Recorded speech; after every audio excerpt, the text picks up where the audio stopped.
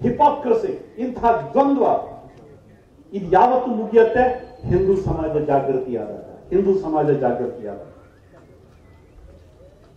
ಇವತ್ತು ನೋಡ್ರಿ, UCC ತರಬೇಕು ಅಂತ ನಾವು ಹೇಳ್ತೀವಿ, ಯೂನಿಫಾರ್ಮ್ ಸಿವಿಲ್ ಕೋಡ್ ತರಬೇಕು ಅಂತ. ಬರ್ಬೇಕು ತಾನೇ ಅದು? ಎಷ್ಟು ಮಂದಿಗೆ UCC ಬರಬೇಕು ಅಂತ ಇದೆ?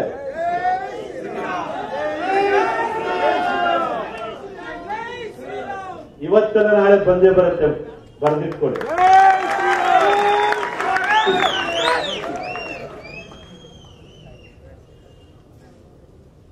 ಮುಸಲ್ಮಾನರು ನೆಮ್ಮದಿಯಲ್ಲಿ ಬದುಕಬೇಕು ಅಂತ ಆದ್ರೆ UCCಯನ್ನು ಒಪ್ಕೋಬೇಕು. ಮುಸಲ್ಮಾನರು ನೆಮ್ಮದಿಯಿಂದ ಬದುಕಬೇಕು ಅಂತ ಆದ್ರೆ UCCಯನ್ನ, ಯೂನಿಫಾರ್ಮ್ ಸಿವಿಲ್ ಕೋಡ್ ಅನ್ನ ಒಪ್ಕೋಬೇಕು. ಇಲ್ಲ ನಮಗೆ ಶರಿಯಾ ಕಾನೂನೇ ಬೇಕು ಅಂತ ಆದ್ರೆ ಮುಂದಿನ ಹೇಳ್ಬೇಕಾ?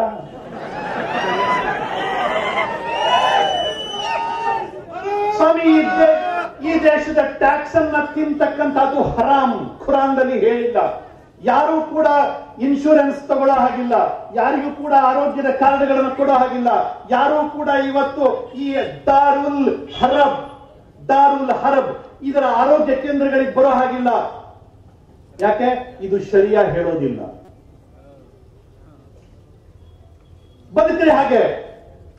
ಇವತ್ತು ರೇಷನ್ ಅಂಗಡಿಯಲ್ಲಿ ಸಬ್ಸಿಡಿ ಅಕ್ಕಿ ಸಿಗತ್ತೆ, ಅದು ಹಿಂದೂಗಳಿಗೆ ಮಾತ್ರ ಅಧಿಕಾರ ಇದೆ. ಯಾಕೆಂತಂದ್ರೆ ಸಬ್ಸಿಡಿ ತಗೊಂಡು ಬದುಕ್ತಕ್ಕಂಥದ್ದು ಖುರಾನ್ದಲ್ಲಿ ಹೇಳಿಲ್ಲ. ಅದಕ್ಕೋಸ್ಕರ ಬದುಕ್ರಿ. ಸಬ್ಸಿಡಿ ಅಕ್ಕಿ ಕೊಡುವುದಿಲ್ಲ. ನೀವು ಇಲ್ಲಿರ್ತಕ್ಕಂಥ ಕಾರು, ಬಸ್ಸು, ಬೈಕು ಯಾವುದನ್ನು ಹತ್ತು ಆಗಿಲ್ಲ. ಯಾಕೆಂತಂದ್ರೆ ಖುರಾನ್ ಬರೆದಾಗ ಕಾರು, ಬಸ್ಸು ಯಾವುದು ಇರಲೇ ಇಲ್ಲ. ಕತ್ತೆ ಮೇಲೆ ಓಡಾಡಬೇಕಾಗತ್ತೆ. ಈ ಕಾರ್ ಹತ್ತತಕ್ಕಂಥದ್ದು ಹರಾಮ್. ಕಾರ್ ಹತ್ತುವಂತಹದ್ದು ಕೂಡ ಹರಾಮ್. ಬಸ್ ಹತ್ತೋದು ಹರಾಮ್, ರೈಲ್ವೆ ಹತ್ತೋದು ಹರಾಮ್, ವಿಮಾನ ಹತ್ತೋದು ಹರಾಮ್, ಬೈಕ್ ಓಡಿಸೋದು ಹರಾಮ್. ಬಿಟ್ಬಿಡ್ರಿ, ಕತ್ತೆ ಮೇಲೆ ಓಡಾಡ್ರಿ.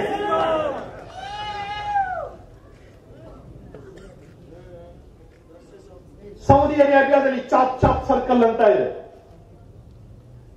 ಏನೇ ತಪ್ಪು ಮಾಡಿದ್ರು ಕೂಡ ಕಾಲು ಕಡಿಯುವುದು, ಕೈ ಕಡಿಯುವುದು, ತಲೆ ಕಡಿಯುವುದು, ಇಂಥದೇ ಶಿಕ್ಷೆ ಇಸ್ಲಾಂನಲ್ಲಿ. ಆಯ್ತು, ನಮ್ದು ಎಲ್ಲಾ ಹಳ್ಳಿಗಳಲ್ಲಿ ಚಾಪ್ ಸರ್ಕಲ್ ಮಾಡ್ತೀವಿ, ನಿಮ್ದೇ ಕಾನೂನೇ.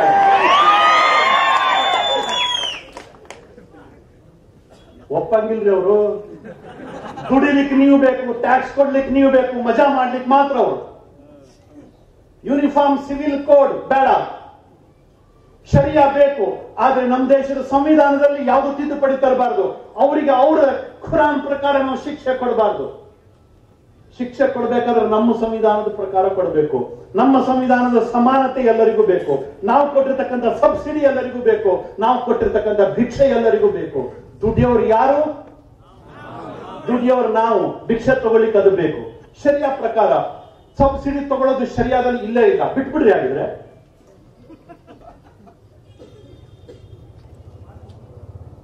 ಸ್ವಾಮಿ ಹೇಳೋದೊಂದು ಮಾಡೋದೊಂದು. ನಮ್ಮ ಆಸ್ಪತ್ರೆಗಳಿಗೆ ಅವರು ಬರಬಾರದು.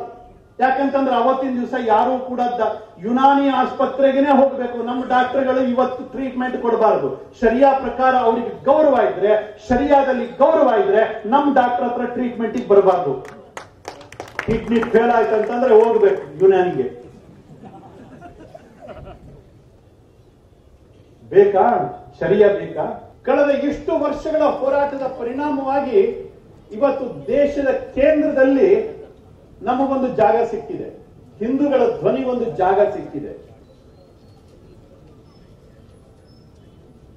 ಅದರ ಸಂಕೇತವೇ ಅಯೋಧ್ಯೆಯ ಶ್ರೀರಾಮ ಮಂದಿರ.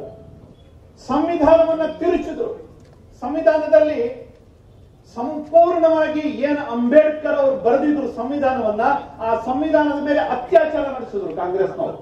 ಆರ್ಟಿಕಲ್ 25, ಆರ್ಟಿಕಲ್ 28 ಹಿಂದೂಗಳು ಅವರ ವಿದ್ಯಾಸಂಸ್ಥೆಗಳಲ್ಲಿ ಧರ್ಮದ ಬೋಧನೆ ಮಾಡಬಾರದು ಈ ಕಾನೂನನ್ನು ತಂದರು. ದಯಮಾಡಿ ಎಲ್ಲ ಹಿರಿಯರು ವೇದಿಕೆ ಹತ್ರ ಬರಬೇಕು.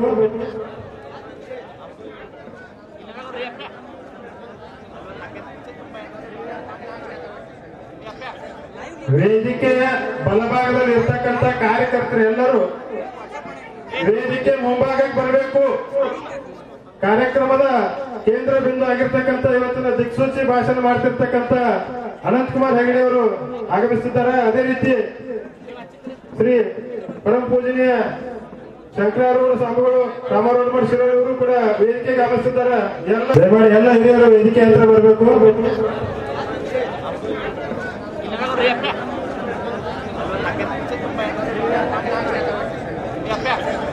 ವೇದಿಕೆಯ ಬಲಭಾಗದಲ್ಲಿ ಇರ್ತಕ್ಕಂಥ ಕಾರ್ಯಕರ್ತರು ಎಲ್ಲರೂ ವೇದಿಕೆ ಮುಂಭಾಗಕ್ಕೆ ಬರಬೇಕು.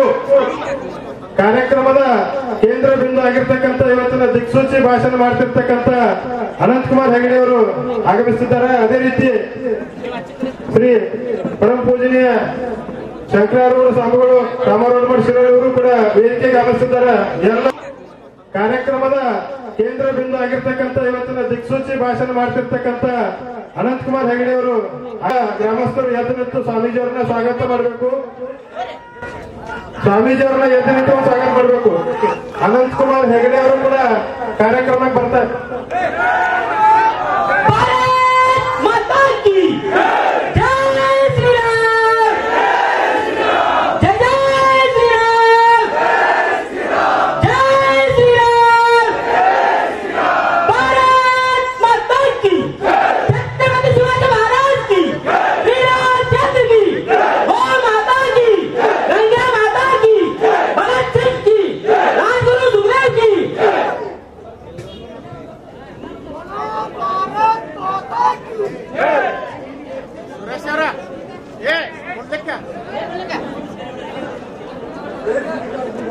ಸ್ಟೇಜ್ ಹಿಂದ್ಗಡೆ ಮತ್ತು ಸ್ಟೇಜ್ ಪಕ್ಕದಲ್ಲಿ ಇದ್ದಂತ ಎಲ್ಲ ಕಾರ್ಯಕರ್ತರು ಆ ವೇದಿಕೆ ಮುಂಭಾಗದಲ್ಲಿ ಬರ್ರಿ.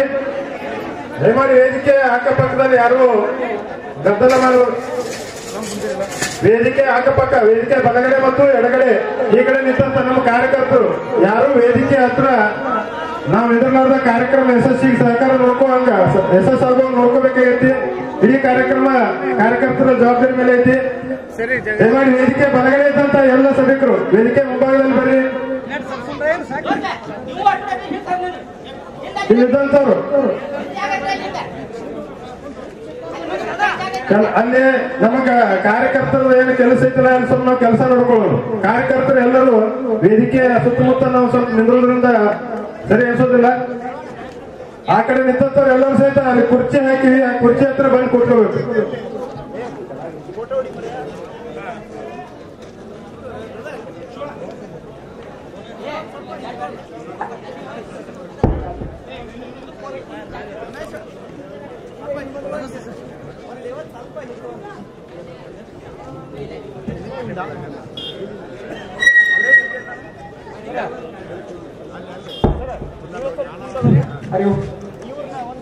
ಕಾರ್ಯಕ್ರಮದ ಸ್ವರೂಪ ಮೊದಲೇ ಸ್ವಾಗತಕ್ಕೂ ಪರಿಚಯ, ವೈಯಕ್ತಿಕ ಗೀತೆ, ಉದ್ಘಾಟನೆ, ಪ್ರಾಸ್ತಾವಿಕ ಶ್ರೀಗಳಿಂದ ಆಶೀರ್ವಚನ, ಅಧ್ಯಕ್ಷೀಯ ನುಡಿ, ಮುಖ್ಯ ವಕ್ತಾರರಿಂದ ಬೌದ್ಧಿಕ ವಂದನಾರ್ಪಣೆ. ಮೊದಲನೇದಾಗಿ ಕಾರ್ಯಕ್ರಮವನ್ನ ಪುಷ್ಪಾರ್ಚನೆ ಮೂಲಕ ಪ್ರಾರಂಭ ಮಾಡೋಣ. ಎಲ್ಲರೂ ಕೂಡ ಅದಕ್ಕೆ ಬಂದು ನೆರವೇರಿಸಬೇಕಾಗಿ ವಿನಂತಿ. ವೇದಿಕೆ ಮೇಲೆ ಗಿರಿಮಳೆಯ ಗಣಾಚಾರ್ಯ ಅವರು ಹಾಗೂ ತಾಡಪ್ಪ ಬುದ್ಧಿ ಅವರು ವೇದಿಕೆ ಮೇಲೆ ಬರಬೇಕು. ಅಶೋಕ್ ಪಡಸಿರಿ ಅವರು ವೇದಿಕೆ ಮೇಲೆ ಬರಬೇಕು. ರಾಕೇಶ್ ಲಾಡ್ ಅವರು ವೇದಿಕೆ ಮೇಲೆ ಬರಬೇಕು. ಬಸವರಾಜ್ ಹಿಟ್ಟಿಮಠ ಅವರು ಕೂಡ ವೇದಿಕೆ ಮೇಲೆ ಬರಬೇಕು. ಯಶವಂತ್ ಗೋರ್ಪಡೆ ಅವರು ಕೂಡ ವೇದಿಕೆ ಮೇಲೆ ಬರಬೇಕು. ಈಗ ಗಣ್ಯರಿಂದ ಪುಷ್ಪಾರ್ಚನೆ ಮೂಲಕ ಕಾರ್ಯಕ್ರಮವನ್ನು ಉದ್ಘಾಟನೆ ಮಾಡೋಣ.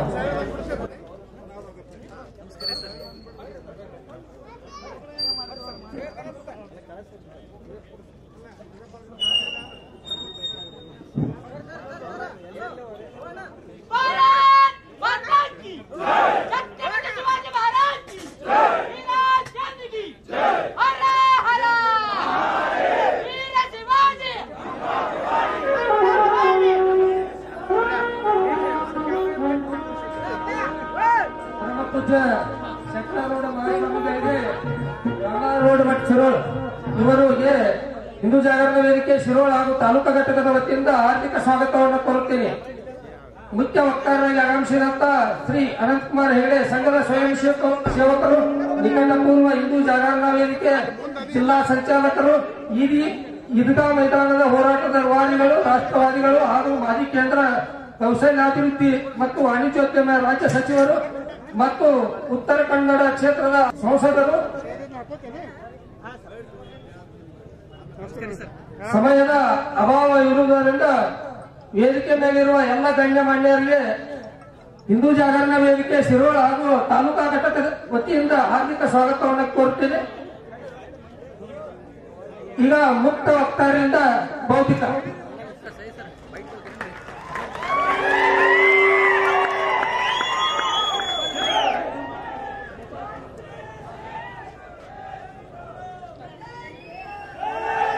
भारत माता की, भारत माता की जय श्री राम, जय श्री राम, वंदे वंदे। ಪರಮ ಪೂಜ್ಯರ ಚರಣಾರವಿಂದಗಳಲ್ಲಿ ಪ್ರಣಾಮವನ್ನು ಸಲ್ಲಿಸಿ ವೇದಿಕೆಯಲ್ಲಿರ್ತಕ್ಕಂಥ ಎಲ್ಲ ಹಿರಿಯರೇ, ಆಗಮಿಸಿರ್ತಕ್ಕಂಥ ಎಲ್ಲ ಬಂಧುಗಳು, ಹೆಮ್ಮೆಯ ಹಿಂದೂ ಸಮಾಜೋತ್ಸವ ಇವತ್ತು ನಮ್ಮ ಎದುರುಗಡೆ ಅನಾವರಣಗೊಂಡಿದೆ. ಊರಿನಲ್ಲೆಲ್ಲ ಮೆರವಣಿಗೆ ಮಾಡಿಕೊಂಡು ನಾವು ಇಲ್ಲಿ ಮಠ ಬಂದಿದ್ದೀವಿ.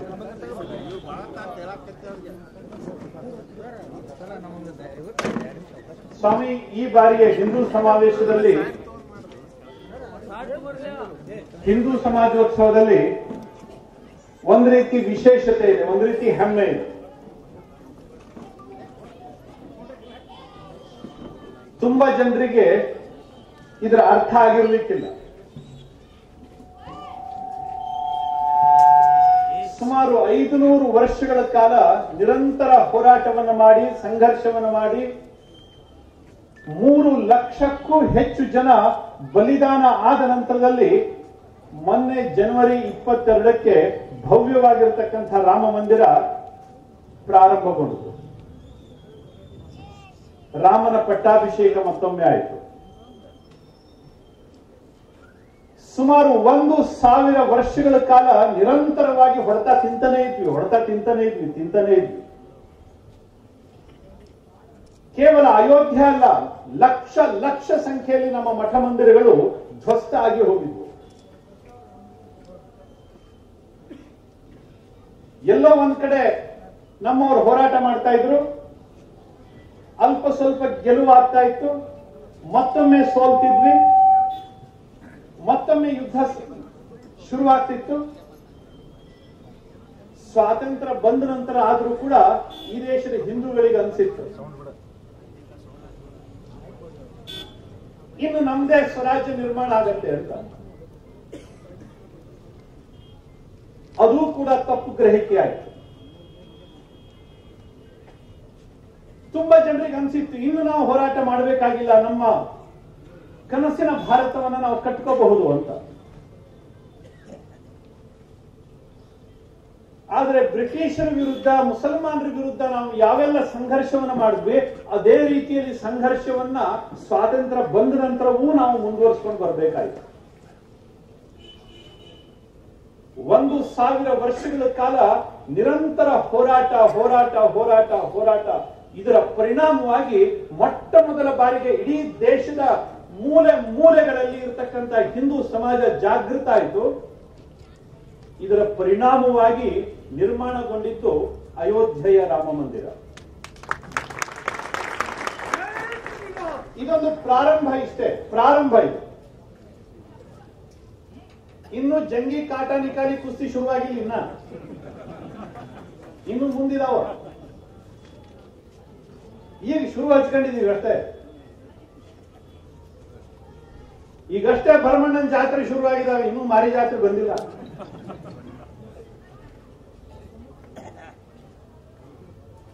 ಮುಂದಿನ ದಿವಸದಲ್ಲಿ ಕಾಶಿ ಇದೆ, ಮಥುರಾ ಇದೆ. ದೇಶದ ಮೂಲೆಗಳಲ್ಲಿ ಅಪಮಾನ ಆಗಿರ್ತಕ್ಕಂಥ ಎಲ್ಲ ಕಲ್ಲುಗಳಿಗೂ ಕೂಡ ಮುಕ್ತಿಯನ್ನ ಕೊಡಬೇಕು. ಇದು ಹಿಂದೂ ಸಮಾಜದ ಪಣ. ಇದು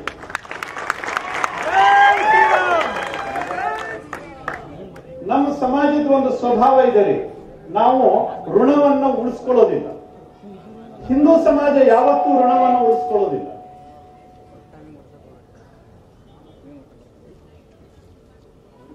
ಈ ದೇಶದ ಮೂಲೆ ಮೂಲೆಯಲ್ಲಿ ಆಗಿರ್ತಕ್ಕಂಥ ಅಪಮಾನವನ್ನ ಇವತ್ತಲ್ಲ ನಾಳೆ ನಾವು ಖಂಡಿತವಾಗಿ ತೀರಿಸ್ಕೊಂತೀವಿ. ಸಮಯ ಬರಬೇಕಷ್ಟೇ, ಬರ್ತಾ ಇದೆ. ಕಳೆದ ಇಷ್ಟು ವರ್ಷಗಳ ಹೋರಾಟದ ಪರಿಣಾಮವಾಗಿ ಇವತ್ತು ದೇಶದ ಕೇಂದ್ರದಲ್ಲಿ ನಮಗೊಂದು ಜಾಗ ಸಿಕ್ಕಿದೆ, ಹಿಂದೂಗಳ ಧ್ವನಿ ಒಂದು ಜಾಗ ಸಿಕ್ಕಿದೆ. ಅದರ ಸಂಕೇತವೇ ಅಯೋಧ್ಯೆಯ ಶ್ರೀರಾಮ ಮಂದಿರ. ಇಂಥ ಒಂದು ಸಂದರ್ಭದಲ್ಲಿ ನಾವು ಹಿಂದೂ ಸಮಾಜೋತ್ಸವವನ್ನ, ಹಿಂದೂ ಸಮಾವೇಶವನ್ನ ಮಾಡ್ತಾ ಇದ್ದೀವಿ. ಇದು ಸಣ್ಣದಲ್ಲ. ಇದು ಕಳೆದ 1000 ವರ್ಷದ ನಂತರದಲ್ಲಿ ನೀವು ಎದೆ ತಟ್ಕೊಂಡು ಹೇಳ್ಬೋದು, ಹಿಂದೂ ಸಮಾಜ ಮತ್ತೊಮ್ಮೆ ಗೆಲುವಿನ ಅಧ್ಯಾಯವನ್ನು ಪ್ರಾರಂಭ ಮಾಡಿದೆ ಅಂತ. ಸ್ವಾತಂತ್ರ್ಯ ಬಂದ ಶುರುವಿನಲ್ಲಿ ಸೌರಾಷ್ಟ್ರದ ದೇವಸ್ಥಾನವನ್ನ ಸರ್ದಾರ್ ವಲ್ಲಭಾಯಿ ಪಟೇಲ್ ಅವರು ಶುರು ಮಾಡಿದಾಗ ನಮ್ಮ ಅವತ್ತಿನ ಮೊಟ್ಟ ಮೊದಲ ರಾಷ್ಟ್ರಪತಿಗಳು ಅದು ಉದ್ಘಾಟನೆಗೆ ಬಂದಿದ್ರು, ಪೂಜೆ ಮಾಡಿ. ಅವತ್ತನ್ಸಿತ್ತು ನಮ್ಮ ಕನಸಿನೆಲ್ಲ ನನಸಾಗತ್ತೆ ಅಂತ. ಆದ್ರೆ ಅಷ್ಟು ನಂತರ ಬಂದಿರತಕ್ಕಂಥ ಸರ್ಕಾರ ನಮ್ಮನ್ನ ಚೂರ್ ಚೂರ್ ಮಾಡ್ಲಿಕ್ಕೆ, ಮುಸಲ್ಮಾನರು ಕೂಡ ಮಾಡ್ಲಿಕ್ಕೆ ಆಗಲಿಲ್ಲ, ಬ್ರಿಟಿಷರು ಕೂಡ ಮಾಡ್ಲಿಕ್ಕೆ ಆಗಿಲ್ಲ. ಅಷ್ಟು ವ್ಯವಸ್ಥಿತವಾಗಿ ನಮ್ಮನ್ನ ಹತ್ತಿತ್ತು, ಅಷ್ಟು ವ್ಯವಸ್ಥಿತವಾಗಿ ಹತ್ತಿತ್ತು.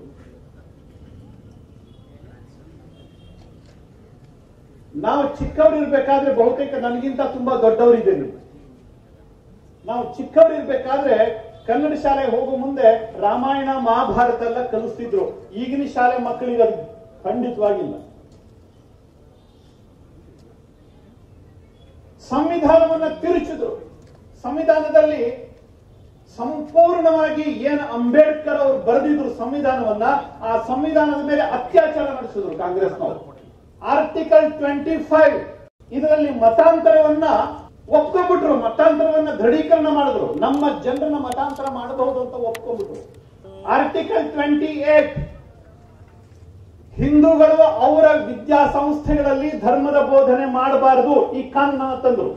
ಆರ್ಟಿಕಲ್ 30 ಆರ್ಟಿಕಲ್ 30 ಮುಸಲ್ಮಾನರು ಮತ್ತು ಕ್ರಿಶ್ಚಿಯನ್ರು ಮಾತ್ರ ಅವರ ಧರ್ಮದ ಬೋಧನೆ ಮಾಡಬಹುದು ಶಾಲೆಯಲ್ಲಿ, ಹಿಂದೂಗಳಿಗೆ ಅಧಿಕಾರ ಇಲ್ಲ, ಅವರಿಗೆ ಅಧಿಕಾರ ಕೊಟ್ಟರು. ನಮ್ಮ ಪುಸ್ತಕಗಳನ್ನ ತೆಗೆದು ನೋಡ್ರಿ, ಗೊತ್ತಾಗತ್ತೆ. ಕಳೆದ 25-30 ವರ್ಷಗಳಲ್ಲಿ ನಮ್ಮ ಇತಿಹಾಸದ ಪುಸ್ತಕದಲ್ಲಿ ರಸವೇ ಇಲ್ಲ. ಎಲ್ಲೋ ಒಂದೆರಡು ಕಡೆ, ಒಂದೆರಡು ಪುಟದಲ್ಲಿ ನಮ್ಮವರ ಹೆಸರುಗಳು ಕಾಣ್ತವೆ ಬಿಟ್ರೆ, ಅದು ಬೆಟ್ಟದ ಇಲ್ಲಿ ಅಂಥವ್ರು ಇಂಥವ್ರು. ಅದ್ರ ಬದಲು ಅಕ್ಬರ ಮಹಾಪುರುಷ ಆಗಿದ್ದ, ಔರಂಗಜೇಬನ ಸಾಧನೆಗಳು, ಲಾರ್ಡ್ ವೆಲ್ಲೆಸ್ಲಿಯ ಸಾಧನೆಗಳು, ಈ ತರದವನ್ನೇ ಮಾಡ್ತಾ ಇದ್ರು ಬಿಟ್ರೆ ನಮ್ಮವರ ಇತಿಹಾಸನೇ ಇರಲಿಲ್ಲ. ನಮ್ಮವರ ಇತಿಹಾಸನೇ ಇರಲಿಲ್ಲ. ಅರ್ಧ ಪುಟಗಳಿಗೆ ಮಾತ್ರ ಸೀಮಿತ ಆಗಿದೆ. ಪ್ರತಿಯೊಂದು ಹಂತದಲ್ಲಿ ನಮ್ಮನ್ನ ಕೆಳಗಡೆ ತಳ್ಳಿದ್ರು. 1992ರಲ್ಲಿ ಪೂಜಾ ಸ್ಥಳಗಳ ಕಾಯ್ದೆಯನ್ನು ತಂತು. ಯಾರು ಹೋರಾಟ ಮಾಡ್ತಾ ಇದ್ರು, ಮುಸಲ್ಮಾನರು ಆ ದೇವಸ್ಥಾನವನ್ನ ಒಡೆದಿದ್ದಾರೆ, ಆ ಮಠವನ್ನ ಒಡೆದಿದ್ದಾರೆ, ಅಲ್ಲಿ ಮಸೀದಿಯನ್ನು ಕಟ್ಟಿದ್ದಾರೆ, ನಮ್ಮ ಆ ಶ್ರದ್ಧಾ ಕೇಂದ್ರವನ್ನು ವಶಪಡಿಸಿಕೊಂಡಿದ್ದಾರೆ ಅಂತ ಕೋರ್ಟ್ನಲ್ಲೆಲ್ಲ ಹೋರಾಟ ಮಾಡ್ತಾ ಇದ್ರು. ಅದು ಎಲ್ಲದನ್ನು ಕೂಡ ಒಂದೇ ಕಾನೂನನ್ನು ತಂದು ಮುಚ್ಚಾಕ್ಬಿಟ್ರು. ನಾವು ಮತ್ತೆ ಪುನಃ ದೇವಸ್ಥಾನಗಳನ್ನು ಕೇಳೋ ಹಾಗೇನೆ ಇಲ್ಲ, ಆ ತರ ಮಾಡ್ಬಿಟ್ರು. ಪೂಜಾ ಕಾಯ್ದೆ ತಂದು ಬ್ರಿಟಿಷರು ತಂದಿರಲಿಲ್ಲ. 1975ನೇ ಇಸ್ವಿಯಲ್ಲಿ ಸಂವಿಧಾನವನ್ನ ಸಂಪೂರ್ಣವಾಗಿ ತಳಮಟ್ಟದಲ್ಲಿ ತಿರುಚಿದ್ರು. ಅದರಲ್ಲಿ ಜಾತ್ಯತೀತತೆ ಅಂತಕ್ಕಂಥ ವಿಷವನ್ನ ಬಿತ್ತಿದ್ರು. ಪರಿಸ್ಥಿತಿ ಇವತ್ತು ನಮ್ದು ಏನಾಗಿದೆ ಅಂತಂದ್ರೆ, ನಮ್ದು ರಕ್ತನೇ ಅಲ್ಲ, ಈ ದೇಹದಲ್ಲಿ ಹರಿತಾ ಇರತಕ್ಕಂಥದ್ದು ನಮ್ಮ ರಕ್ತ ಅಲ್ಲ, ಬದಲಾಗಿ ಚರಂಡಿ ನೀರು ಅನ್ನುವಂಥ ಪರಿಸ್ಥಿತಿ ಬಂದ್ಬಿಟ್ಟಿದೆ. ನೀವು ಯಾರೋ ನಮಗ್ ಗೊತ್ತಿಲ್ಲ. ಇಲ್ಲಿರ್ತಕ್ಕಂಥವ್ರು ಇಷ್ಟು ಜನ ಇದೀವಲ್ಲ, ಯಾರಾದ್ರೂ ನಮ್ಮನ್ನ ಪ್ರಶ್ನೆ ಮಾಡಿದ್ರೆ ನೀನ್ ಯಾರು ಅಂತ ಕೇಳಿದ್ರೆ ನಮ್ಮ ಹೆಸರು ಹೇಳ್ತೀವಿ, ಇಲ್ಲ ಅಂತಂದ್ರೆ ನಮ್ಮ ಮನೆತನದ ಹೆಸರು ಹೇಳ್ತೀವಿ, ಹೆಚ್ಚು ಅಂತಂದ್ರೆ ನಮ್ಮ ಜಾತಿ ಹೆಸರು ಹೇಳ್ತೀವಿ. ನಾನೊಬ್ಬ ಹಿಂದೂ ಅಂತ ಹೇಳ್ಬೇಕಾದ್ರೆ ನೆನಪು ಮಾಡ್ಕೊಂಡು ಹೇಳ್ಬೇಕು, ನಾವು ಹಿಂದೂಗಳ್ರಿ ಅಂತ. ಹೌದಲ್ಲಿದು ಅಂದ್ರೆ ನಮ್ಮ ತನ ಎಷ್ಟು ಮರೆತು ಹೋಗಿದೆ ಅಂತ ಯೋಚನೆ ಮಾಡಿ. ಜಾತಿ ಸಮಾಜದ ಕಲ್ಪನೆನೇ ಇಲ್ಲೇ ಇರತಕ್ಕಂಥ ನಮ್ಮ ಹಿಂದೂ ಸಮಾಜದಲ್ಲಿ ಜಾತಿಯನ್ನ ತುರುಕಿದ್ರು. ನಮಗೆ ನಮ್ಮ ಸಮಾಜದಲ್ಲಿ, ಹಿಂದೂ ಸಮಾಜದಲ್ಲಿ ಯಾರೂ ಕೂಡ ಜಾತಿಯ ಬಗ್ಗೆ ಹೇಳೇ ಇರಲಿಲ್ಲ. ಋಷಿಮುನಿಗಳು ಕೂಡ ಜಾತಿಯ ಬಗ್ಗೆ ಹೇಳಿರಲಿಲ್ಲ, ಬಸವಣ್ಣವ್ರು ಹೇಳಿರಲಿಲ್ಲ, ಯಾವ ನಮ್ಮ ದೇಶದ ಮಹಾಪುರುಷರು ಕೂಡ ಜಾತಿಯ ಬಗ್ಗೆ ಹೇಳಿರಲಿಲ್ಲ. ಸಮಾಜ ಸುಧಾರಣೆಯ ಬಗ್ಗೆ ಹೇಳಿದ್ರು ಬಿಟ್ರೆ ಜಾತಿಯ ಬಗ್ಗೆ ಹೇಳಿರಲಿಲ್ಲ. ಪ್ರತಿಯೊಬ್ಬ ಋಷಿಯನ್ನು ಕೂಡ ಜಾತಿಯಲ್ಲಿ ಹೆಸರಲ್ಲಿ ಸೇರಿಸಿದ್ವಿ. ಬಸವಣ್ಣವ್ರನ್ನ ಜಾತಿಗೂ ಒಂದು ಗುಂಪು ಮಾಡಿದ್ವಿ, ಕನಕದಾಸರನ್ನ ಒಂದು ಗುಂಪು ಮಾಡಿದ್ವಿ. ಪ್ರತಿಯೊಬ್ಬರನ್ನು ಕೂಡ ಜಾತಿ ಹೆಸರಿನಲ್ಲಿ ಗುಂಪು ಮಾಡ್ತಾ ಬಂದ್ವಿ. ನಾವು ನಮ್ಮ ತಲೆಯಲ್ಲಿ ಜಾತಿ ವಿಷ ಬೀಜ ಇಷ್ಟು ಬಲವಾಗಿ ಬಿತ್ತಿದ್ರು ನಮಗೆ ನಮ್ಮತನದ ಮರವೇ ಶುರುವಾಗೋಯ್ತು, ನಮ್ಮತನದ ಗುರುತೆ ಮರೆತೋಯ್ತು. ಸ್ವಾಮಿ ಇವತ್ತು ನೆನಪು ಮಾಡ್ಕೋಬೇಕು, ನಾನೊಬ್ಬ ಹಿಂದೂ ಅಂತ ಅಂದ್ರೆ ಮಾತ್ರ ನೆನಪಾಗುತ್ತೆ. ಇಲ್ಲ ಅಂತಂದ್ರೆ ನಾವು ಹಿಂದೂಗಳು ಅಂತ ನಮಗೆ ಸ್ವಾಭಾವಿಕವಾಗಿ ನೆನಪೇ ಆಗುದಿಲ್ಲ. ಇತ್ತೀಚೆಗೆ ಹಿಂದೂ ಜಾಗರಣ, ವಿಶ್ವ ಹಿಂದೂ ಪರಿಷತ್ತು, ಸಂಘ ಇದೆಲ್ಲ ಸೇರ್ಕೊಂಡು ಸ್ವಲ್ಪ ಮಟ್ಟಿಗೆ ಜಾಗೃತಿ ಆಗಿದೆ ಬಿಟ್ರೆ ಬಹುತೇಕ ನಮ್ಮತನವನ್ನು ಅಳಿಸಿ ಹಾಕೋದ್ರಲ್ಲಿ ಈ ದೇಶದ ಕಾಂಗ್ರೆಸ್ ತುಂಬಾ ಯಶಸ್ವಿಯಾಗಿ ಕೆಲಸ ಮಾಡುತ್ತೆ.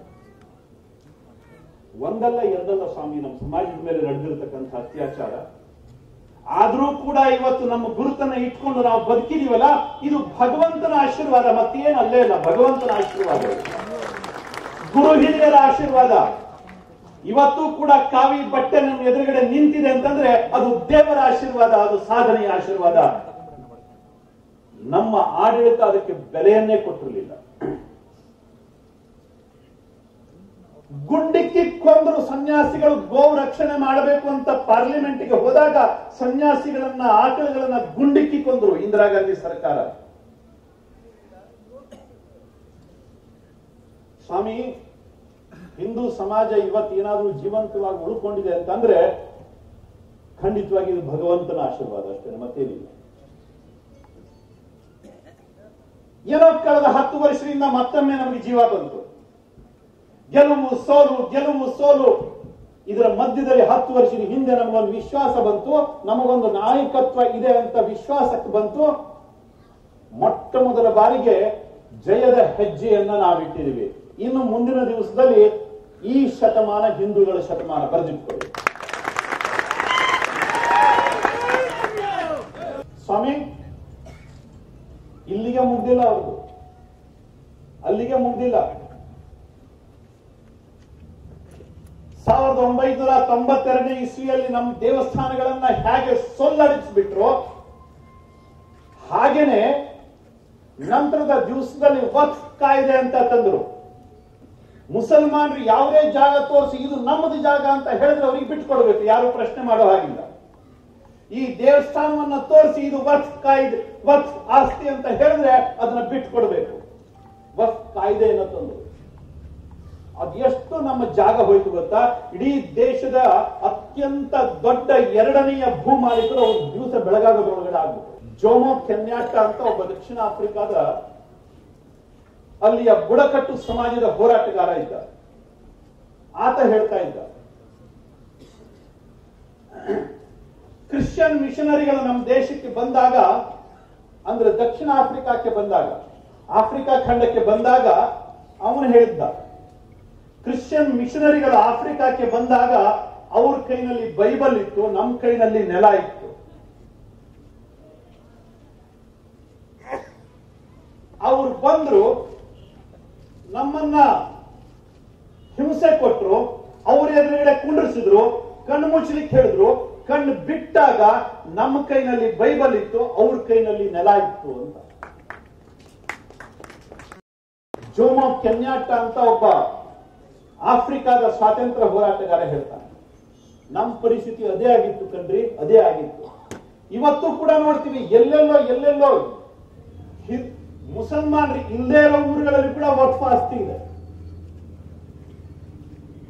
ಪಾರ್ಲಿಮೆಂಟ್ ನಲ್ಲೇ ಕೊಟ್ಟಿರತಕ್ಕಂಥ ಉತ್ತರದಲ್ಲಿ ಅವರು ಒಪ್ಕೊಂತಾರೆ, 1 ವರ್ಷಕ್ಕೆ ವಕ್ಫ್ ಆಸ್ತಿಯಿಂದ ಬರತಕ್ಕಂಥ ಬಡ್ಡಿಯ ಮೊತ್ತ 50,000 ಕೋಟಿ ರೂಪಾಯಿಗಳಿಗೂ ಜಾಸ್ತಿ.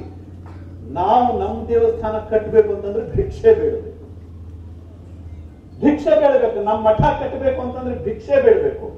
ಅವರಿಗೆ ವಕ್ಫ್ ಸಂಪಾದನೆ ವರ್ಷಕ್ಕೆ 50,000 ಕೋಟಿ ರೂಪಾಯಿಗಳಿಗೂ ಹೆಚ್ಚು. ಸಂಪಾದನೆ ಅವರಿಗೆ ಅವರ ಆಸ್ತಿಯಿಂದ ಆಗತ್ತೆ. ಅಲ್ಲಿಗೆ ಮುಗ್ದಿಲ್ಲ. ನಮ್ಮ ದೇವಸ್ಥಾನಗಳ ಆದಾಯಕ್ಕೂ ಕೂಡ ಕಣ್ಣು ಹಾಕಿದ್ರು. ದೇವಸ್ಥಾನಗಳನ್ನ ಸರ್ಕಾರ ವಶಪಡಿಸಿಕೊಂಡಿತು. ದೇವಸ್ಥಾನ ಆದಾಯ ಸರ್ಕಾರದ ಆದಾಯ ಅಂತ ಹೇಳಿದ್ರು. ಈಗ ಮತ್ತೊಂದು ಬರ್ಲಿಕ್ಕಿದೆ. ನಿಮ್ಮ ಎದುರುಗಡೆ ನಾನು ಹೇಳ್ತಾ ಇದ್ದೀನಿ, ಇವತ್ತು ಮತ್ತೊಂದು ಬರ್ಲಿಕ್ಕಿದೆ. ಈಗಾಗಲೇ ಮಲೈ ಮಹಾದೇಶ್ವರ ಬೆಟ್ಟವನ್ನ ಸರ್ಕಾರ ತನ್ನ ಆದೇಶದ ಪ್ರಕಾರ ಮುಜರಾಯಿ ಇಲಾಖೆಯಿಂದ ಹೊರತುಪಡಿಸಿ ಅದು ತಗೊಂಡ್ಬಿಟ್ಟಿದೆ. ನಾವು ಹೋಗಿ ಏನ್ ದೇವಸ್ಥಾನಕ್ಕೆ ದುಡ್ಡು ಹಾಕ್ತಿವೋ ಅದು ಇಷ್ಟು ದಿವಸಗಳ ಕಾಲ ಮುಜರಾಯಿ ಇಲಾಖೆಗೆ ಹೋಗ್ತಿತ್ತು. ಮುಜರಾಯಿ ಇಲಾಖೆದು ನಿಬಂಧನೆ ಇತ್ತು, ಎಲ್ಲೆಲ್ಲಿ ಎಷ್ಟೆಷ್ಟು ಖರ್ಚು ಮಾಡಬೇಕು ಅಂತ. ಇನ್ನು ಮುಂದಿನ ದಿವಸದಲ್ಲಿ ಮುಜರಾಯಿ ಇಲಾಖೆ ಕೇವಲ ಪೇಪರ್ನಲ್ಲಿ ಮಾತ್ರ ಉಳಿಯುತ್ತೆ. ಈಗಾಗಲೇ ಮಲೈ ಮಹಾದೇಶ್ವರ ಬೆಟ್ಟದಿಂದ ಶುರು ಮಾಡಿದ್ದಾರೆ. ನಮ್ಮ ಬಳ್ಳಾರಿಯ ಹುಲಿಗೆವನ ದೇವಸ್ಥಾನ, ಸುಬ್ರಹ್ಮಣ್ಯ ದೇವಸ್ಥಾನ, ಮೈಸೂರಿನ ಚಾಮುಂಡಿ ದೇವಸ್ಥಾನ, ಯಾವ ಯಾವ ದೇವಸ್ಥಾನಕ್ಕೆ ಹೆಚ್ಚಿನ ಆದಾಯ ಇದೆಯೋ ಆ ಎಲ್ಲ ದೇವಸ್ಥಾನಗಳನ್ನು ಕೇವಲ ಒಂದೇ ಒಂದು ಸರ್ಕಾರದ ಆದೇಶದ ಅಡಿಯಲ್ಲಿ ಅದು ವಶಪಡಿಸಿಕೊಳ್ತಾ ಇದೆ. ಇನ್ನು ನಮ್ಮ ದೇವಸ್ಥಾನದ ಆದಾಯ ಮುಜರಾಯಿ ಇಲಾಖೆಗೂ ಹೋಗುವುದಿಲ್ಲ, ನೇರವಾಗಿ ರಾಜ್ಯ ಸರ್ಕಾರದ ಆದಾಯ ರೆವಿನ್ಯೂ. ಇನ್ನು ಮುಂದಿನ ದಿವಸದಲ್ಲಿ ಚರ್ಚ್ ಕಟ್ಟಲಿಕ್ಕೆ, ಮಸೀದಿ ಕಟ್ಟಲಿಕ್ಕೆ ಯಾರ ಪರ್ಮಿಷನ್ ಬೇಡ, ಯಾವ ಇಲಾಖೆಯ ಪರ್ಮಿಷನ್ ಬೇಡ, ಮುಜರಾಯಿ ಇಲಾಖೆಯ ಪರ್ಮಿಷನ್ ಕೂಡ ಬೇಡ. ನಮ್ಮ ಸಿದ್ದರಾಮಯ್ಯವರು ಎಲ್ಲಿ ಬೇಕಾದ್ರೂ ಕೊಡ್ಬೋದು ಮಸೀದಿ ಕಟ್ಟಲಿಕ್ಕೆ. ಈಗಾಗಲೇ ಕಳೆದ ಬಜೆಟ್ ನಲ್ಲಿ ಹೇಳ್ಬಿಟ್ಟಿದಾರಲ್ಲ, ಗಮನಿಸಿದಿರಲ್ಲ? ನಿಮ್ಮ ದುಡ್ಡು ಎಲ್ಲಿ ಹೋಗ್ತಾ ಇದೆ, ನಿಮ್ಮ ದುಡ್ಡು ಎಲ್ಲಿ ಹೋಗ್ತಾ ಇದೆ. ಇತ್ತೀಚೆಗೆ ಶುರುವಾಗಿದೆ ಸ್ವಾಮಿ ನಮ್ಮ ತೆರಿಗೆ ನಮ್ಮ ಹಕ್ಕು ಅಂತ. ದೇಶದ ಯಾವ ರಾಜ್ಯದಲ್ಲೂ ಈ ತಲೆಬೇನೆ ಇಲ್ಲ.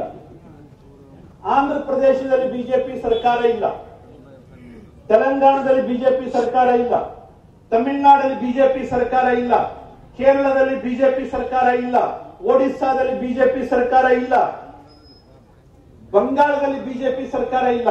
ಅವ್ರು ಯಾರೂ ಕೂಡ ನಮಗೆ ತೆರಿಗೆ ವಂಚನೆ ಆಗಿದೆ ಅಂತ ಹೇಳೋದಿಲ್ಲ. ಆದ್ರೆ ಎಲ್ಲೂ ಇಲ್ಲದ ಬ್ಯಾನೆ ಇಲ್ಲಿ ಶುರು ಆಗುತ್ತಿದೆ.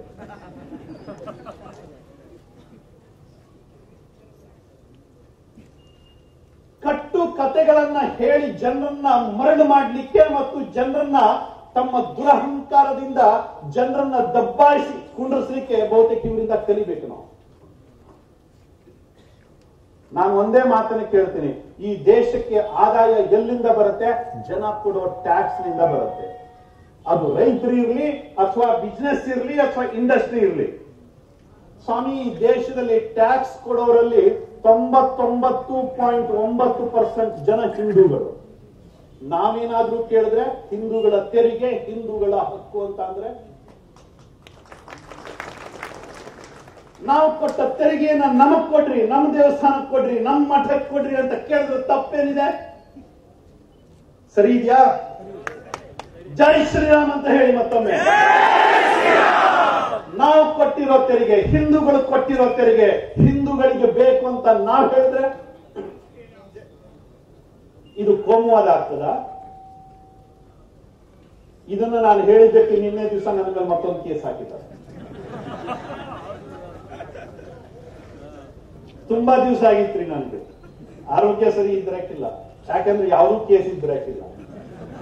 ಈಗ ಮೊನ್ನೆ ಸಿದ್ದರಾಮಯ್ಯನವರು ಕೇಸ್ ಆಗಿದ ಗುಟ್ಟಿಗೆ ನನ್ನ ಆರೋಗ್ಯನೂ ನೆಟ್ಕಾವು.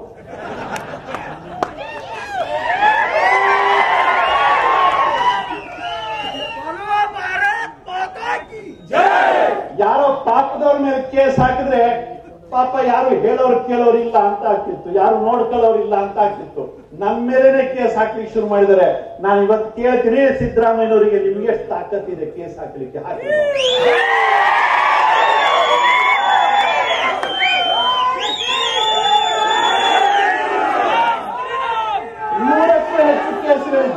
ನೂರಕ್ಕೂ ಹೆಚ್ಚು ಕೇಸ್ಗಳಿದ್ದಾವೆ ಸ್ವಾಮಿ. ಈ ಹಿಂದೂ ಸಮಾಜ ವಿಷವನ್ನ ಕುಡಿದು ಬದುಕಿರೋ ಸಮಾಜ. ಅಮೃತ ಕೊಟ್ಟರೆ ಸತ್ತೇ ಹೋಗ್ಬಿಡ್ತೀವಿ ನಾವು. ವಿಷಕಂಠನ ಸಮಾಜ ಇದು. ವಿಷವನ್ನ ಕುಡಿದು ಗಂಟ್ಲಲ್ಲಿ ಅರಗಿಸಿಕೊಂಡಿರೋ ಸಮಾಜ ಇದು. ನಮ್ಗೇನಾದ್ರು ಅಮೃತ ಕೊಟ್ಟರೆ ಸತ್ತು ಹೋಗ್ಬಿಡ್ತೀವಿ. ವಿಷನೇ ಕೊಡ್ತೀರಾ? ಕೊಡ್ರಿ, ಎಷ್ಟು ವಿಷ ಇದೆ ನೋಡೇ ಬಿಡ್ತೀವಿ. ಹಿಂದೂ ಸಮಾಜ ಇನ್ನಷ್ಟು ಹೆಚ್ಚು ಜಾಗೃತ ಆಗಬೇಕು. ಹಿಂದೂ ಸಮಾಜ ಇನ್ನಷ್ಟು ಹೆಚ್ಚು ಗಟ್ಟಿ ಆಗಬೇಕು. ಹಿಂದೂ ಸಮಾಜ ತನ್ನ ಜಾತಿಯ ಬೀಜಗಳನ್ನ ಮರೆತು, ಆ ವೈಷಮ್ಯವನ್ನ ಮರೆತು ಒಂದಾಗಬೇಕು. ಈ ದೇಶದ ಯಾವುದೇ ಗ್ರಂಥಗಳಲ್ಲಿ ಜಾತಿಯನ್ನ ಉಲ್ಲೇಖ ಮಾಡಿಲ್ಲ ಸ್ವಾಮಿ, ಜಾತಿಯನ್ನು ಉಲ್ಲೇಖ ಮಾಡಿಲ್ಲ. ಒಂದೊಂದಾಗಿ ಉದಾಹರಣೆಯನ್ನು ಕೊಡಬಲ್ಲೆ. ಜಂಬೂಕ ಅಂತಕ್ಕಂಥ ಒಬ್ಬ ಋಷಿ ಇದ್ದ. ನರಿಯನ್ನ ಹಿಡಿದು ಬರತಕ್ಕಂಥ, ಅದನ್ನ ಕೊಂದು ಬರತಕ್ಕಂಥ ಜಾತಿಯಲ್ಲಿ ಹುಟ್ಟಿರ್ತಕ್ಕಂಥ ಜಂಬೂಕ ಮಹರ್ಷಿ. ಯಾವ ಋಷಿಗಳು ಬ್ರಾಹ್ಮಣರಿರಲಿಲ್ಲ. ಕೌಶಿಕ ಅಂತಕ್ಕಂಥ ಜಾತಿ ಇತ್ತೀಚಿನ ದಿನಗಳಲ್ಲಿ ಬೆಳೆದು ಬಂದಿರತಕ್ಕಂಥ ಒಂದು ವಿಷ ಅದು. ನಮ್ಮಲ್ಲಿ ಜಾತಿ ಇರಲಿಲ್ಲ. ಅವರ ಉದ್ಯೋಗದಿಂದ ಗುರುತಿಸ್ತಾ ಇದ್ರು. ಅವನು ಬಡಗಿ ಅಂತ ಗುರುತಿಸ್ತಾ ಇದ್ರು, ಇವನು ಕಮ್ಮಾರ ಅಂತ ಗುರುತಿಸ್ತಾ ಇದ್ರು, ಇವನು ಲಿಂಗಾಯತ ಅಂತ ಗುರುತಿಸ್ತಾ ಇದ್ರು, ಇವನು ಗೌಡ ಅಂತ ಗುರುತಿಸ್ತಾ ಇದ್ರು, ಇವನು ಬ್ರಾಹ್ಮಣ ಅಂತ ಗುರುತಿಸ್ತಾ ಇದ್ರು. ಇದು ಯಾವುದು ಕೂಡ ಜಾತಿ ಹೆಸರಲ್ಲ ಕಣ್ರಿ, ಅವನ ಉದ್ಯೋಗದ ಹೆಸರು. ಲಿಂಗಾಯತ ಇದು ಜಾತಿನೇ ಅಲ್ಲ, ಬದಲಾಗಿ ಲಿಂಗಾಯತ ಇದು ಒಂದು ಪಂಥ, ಶೈವ ಪಂಥ. ಇದು ಸಿದ್ಧಾಂತ ಶಿಖಾಮಣಿಯಲ್ಲಿ ತುಂಬಾ ಸುಂದರವಾಗಿ ಹೇಳ್ತಾರೆ ಲಿಂಗ ಅಂದ್ರೆ ಏನು ಅಂತ. ಅತ್ಯಂತ ಪರಮೋಚ್ಚವಾಗಿರ್ತಕ್ಕಂಥ ಅದ್ವೈತದ ಒಂದು ತಿರುಳೋದು. ನಾಮ ರೂಪ ರಸ ಗಂಧರಹಿತತ್ವಾತ್ ಲಿಂಗಂ ಇತ್ಯುಚ್ಯತೆ ಅಂತ ಸಿದ್ಧಾಂತ ಶಿಖಾಮಣಿಯಲ್ಲಿ ಹೇಳುತ್ತೆ. ಇದೊಂದು ಜಾತಿ ಅಲ್ಲ, ಬದಲಾಗಿ ಇದೊಂದು ನಮ್ಮ ಪೂಜಾ ಪದ್ಧತಿ. ಅದನ್ನ ಜಾತಿ ಮಾಡಿದ್ರು. ವಸಿಷ್ಠ ಅಂತಕ್ಕಂಥ ಅತ್ಯಂತ ಶ್ರೇಷ್ಠ ಮುನಿ, ಅತ್ಯಂತ ಅವತ್ತಿನ ಭಾಷೆ, ನಮ್ಮ ಇವತ್ತಿನ ಅತ್ಯಾಧುನಿಕ ಭಾಷೆಯಲ್ಲಿ ಹೇಳಬೇಕು ಅಂತ ಅಂದ್ರೆ ಜಾಡಮಾಲಿಗಳ ಜಾತಿಯಲ್ಲಿ ಹುಟ್ಟಿರ್ತಕ್ಕಂಥ ವಸಿಷ್ಠರಿಗೆ ಅವನ ಹೆಂಡತಿ ಅರುಂಧತಿ ಮಾದಿಗರ ಜಾತಿಯಲ್ಲಿ ಹುಟ್ಟಿದವಳು. ಇವತ್ತು ಕೂಡ ಯಾರೇ ಮದುವೆ ಆದ್ರೂ ಕೂಡ ಮೊದಲು ಅರುಂಧತಿ ವಸಿಷ್ಠ ನಕ್ಷತ್ರವನ್ನು ತೋರಿಸ್ತಾರೆ. ಬದುಕಿದ್ರೆ ಹೀಗೆ ಆದರ್ಶವಾಗಿ ಬದುಕಬೇಕು ಅಂತ.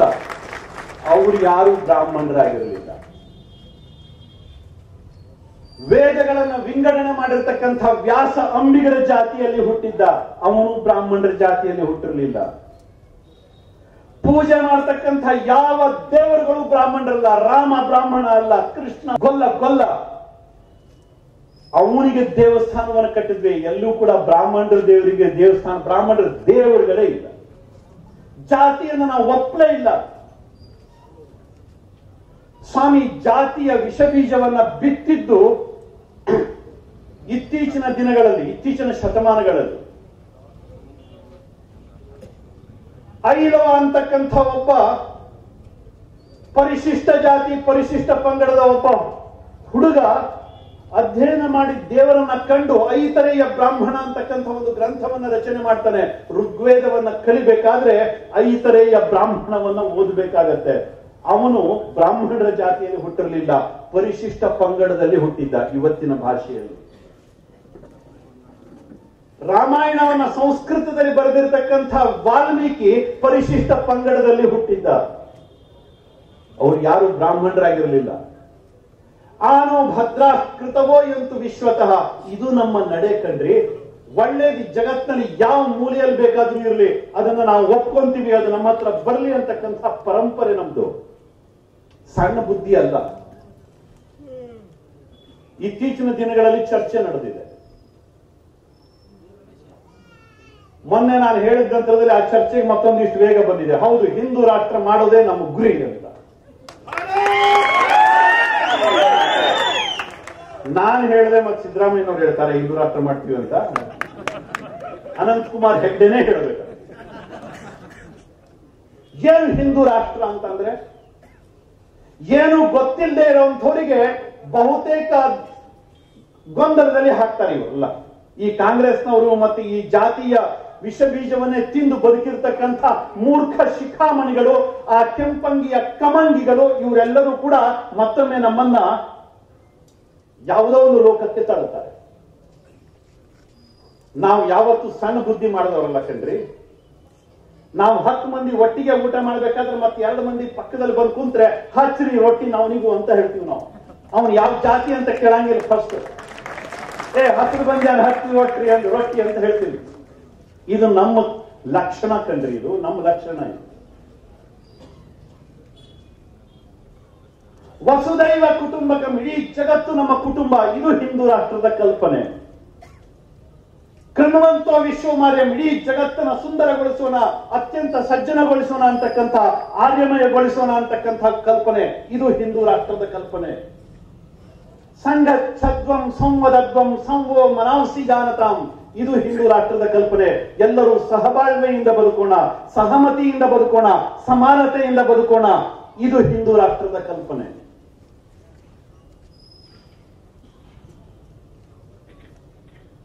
ಅತ್ಯಂತ ಸಮಷ್ಟಿಯ ಬದುಕು, ಇದು ನಮ್ಮ ಹಿಂದೂ ರಾಷ್ಟ್ರದ ಕಲ್ಪನೆ.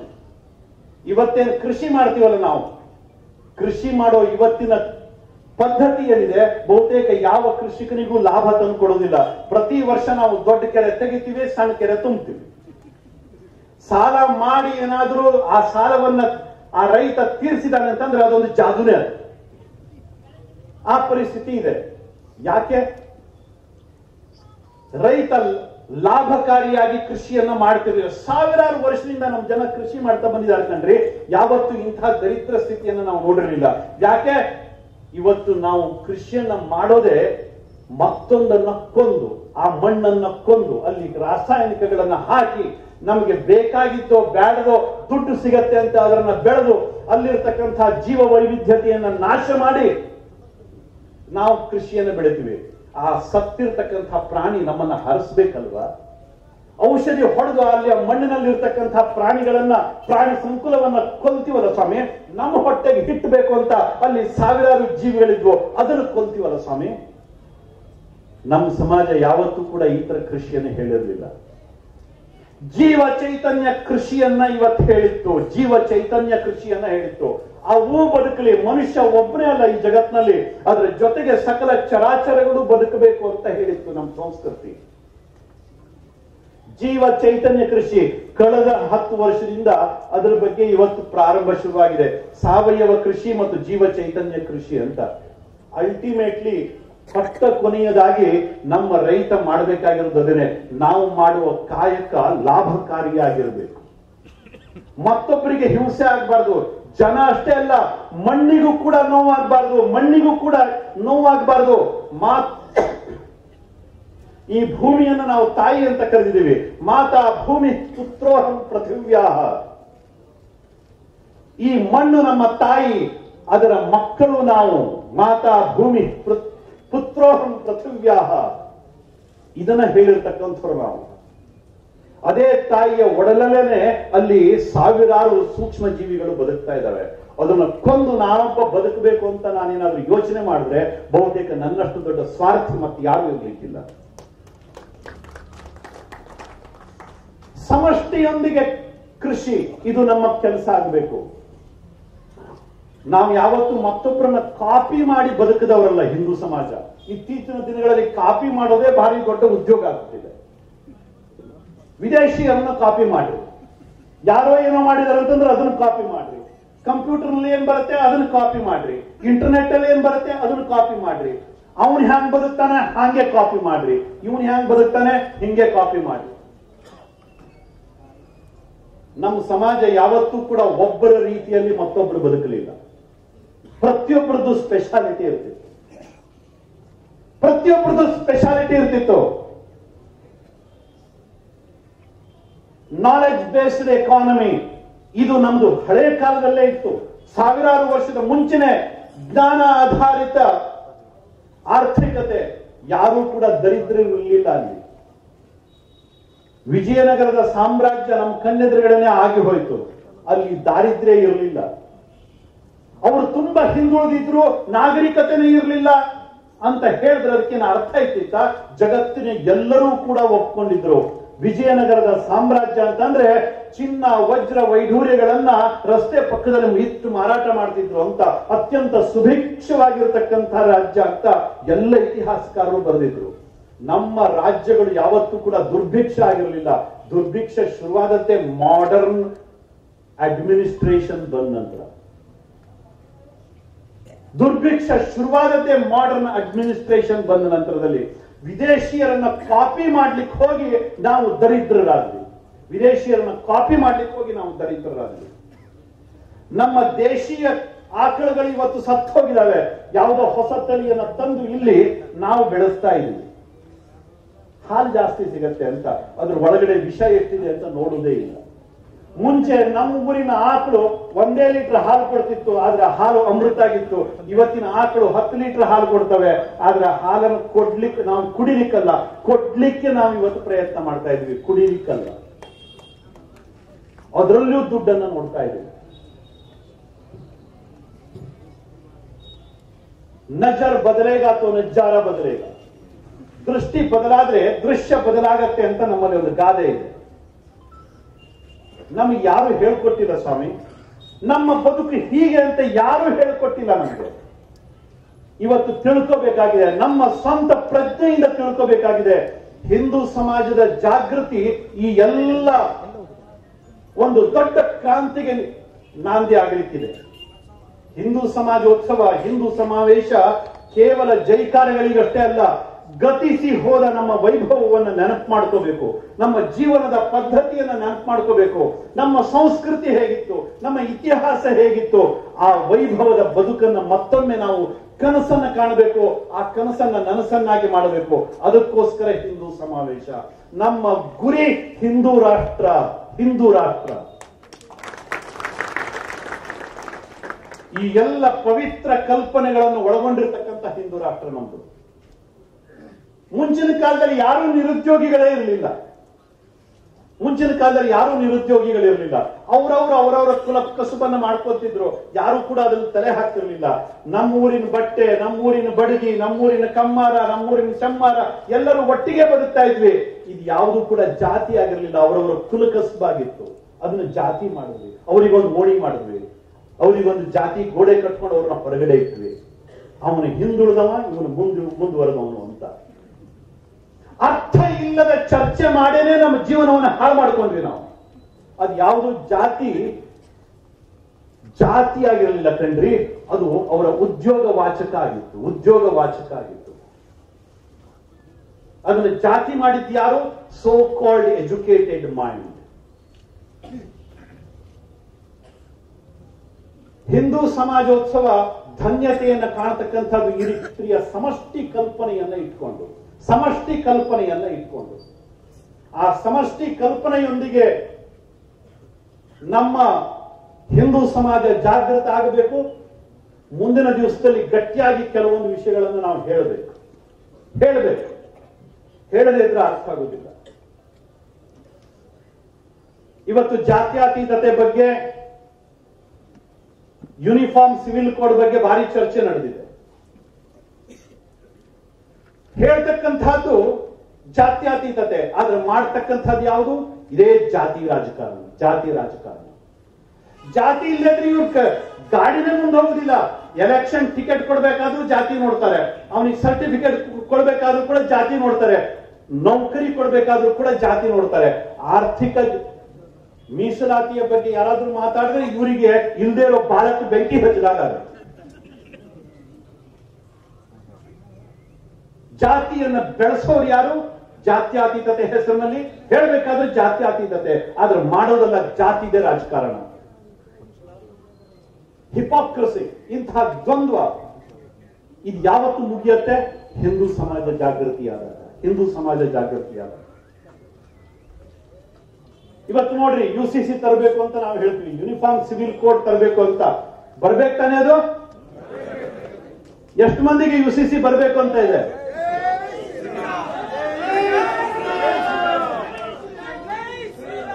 ಇವತ್ತಲ್ಲ ನಾಳೆ ಬಂದೇ ಬರುತ್ತೆ, ಬರ್ದಿಟ್ಕೊಳ್ಳಿ.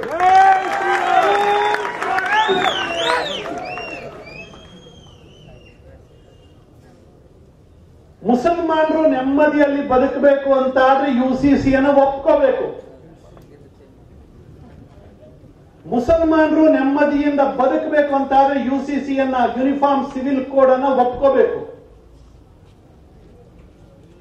ಇಲ್ಲ ನಮಗೆ ಶರಿಯಾ ಕಾನೂನೇ ಬೇಕು ಅಂತ ಆದ್ರೆ ಮುಂದಿನ ಹೇಳ್ಬೇಕಾ?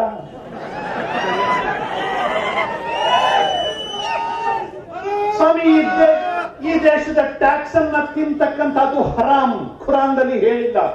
ಯಾರು ಕೂಡ ಇನ್ಶೂರೆನ್ಸ್ ತಗೊಳ್ಳೋ ಹಾಗಿಲ್ಲ, ಯಾರಿಗೂ ಕೂಡ ಆರೋಗ್ಯದ ಕಾರ್ಡ್ಗಳನ್ನು ಕೊಡೋ ಹಾಗಿಲ್ಲ, ಯಾರು ಕೂಡ ಇವತ್ತು ಈ ದಾರುಲ್ ಹರಬ್ ಇದರ ಆರೋಗ್ಯ ಕೇಂದ್ರಗಳಿಗೆ ಬರೋ ಹಾಗಿಲ್ಲ. ಯಾಕೆ? ಇದು ಶರಿಯಾ ಹೇಳೋದಿಲ್ಲ. ಬದುಕ್ರಿ ಹಾಗೆ. ಇವತ್ತು ರೇಷನ್ ಅಂಗಡಿಯಲ್ಲಿ ಸಬ್ಸಿಡಿ ಅಕ್ಕಿ ಸಿಗತ್ತೆ, ಅದು ಹಿಂದೂಗಳಿಗೆ ಮಾತ್ರ ಅಧಿಕಾರ ಇದೆ. ಯಾಕೆಂತಂದ್ರೆ ಸಬ್ಸಿಡಿ ತಗೊಂಡು ಬದುಕ್ತಕ್ಕಂಥದ್ದು ಖುರಾನ್ದಲ್ಲಿ ಹೇಳಿಲ್ಲ. ಅದಕ್ಕೋಸ್ಕರ ಬದುಕ್ರಿ. ಸಬ್ಸಿಡಿ ಅಕ್ಕಿ ಕೊಡುವುದಿಲ್ಲ. ನೀವು ಇಲ್ಲಿರ್ತಕ್ಕಂತಹ ಕಾರು, ಬಸ್ಸು, ಬೈಕು ಯಾವುದನ್ನು ಹತ್ತು ಆಗಿಲ್ಲ. ಯಾಕೆಂತಂದ್ರೆ ಖುರಾನ್ ಬರೆದಾಗ ಕಾರು, ಬಸ್ಸು ಯಾವುದು ಇರಲೇ ಇಲ್ಲ. ಕತ್ತೆ ಮೇಲೆ ಓಡಾಡಬೇಕಾಗತ್ತೆ. ಈ ಕಾರ್ ಹತ್ತತಕ್ಕಂಥದ್ದು ಹರಾಮ್. ಕಾರ್ ಹತ್ತುವಂತದ್ದು ಕೂಡ ಹರಾಮ್. ಬಸ್ ಹತ್ತೋದು ಹರಾಮ್, ರೈಲ್ವೆ ಹತ್ತೋದು ಹರಾಮ್, ವಿಮಾನ ಹತ್ತೋದು ಹರಾಮ್, ಬೈಕ್ ಓಡಿಸೋದು ಹರಾಮ್. ಬಿಟ್ಬಿಡ್ರಿ, ಕತ್ತೆ ಮೇಲೆ ಓಡಾಡ್ರಿ.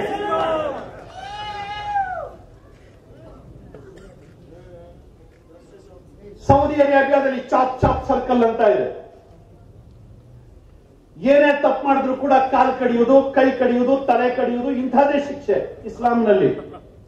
ಆಯ್ತು, ನಮ್ದು ಎಲ್ಲಾ ಹಳ್ಳಿಗಳಲ್ಲಿ ಚಾಪ್ ಸರ್ಕಲ್ ಮಾಡ್ತೀವಿ, ನಿಮ್ದೇ ಕಾನೂನು.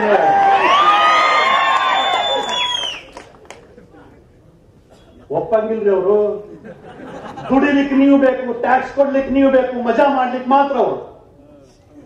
ಯೂನಿಫಾರ್ಮ್ ಸಿವಿಲ್ ಕೋಡ್ ಬೇಡ, ಶರಿಯಾ ಬೇಕು.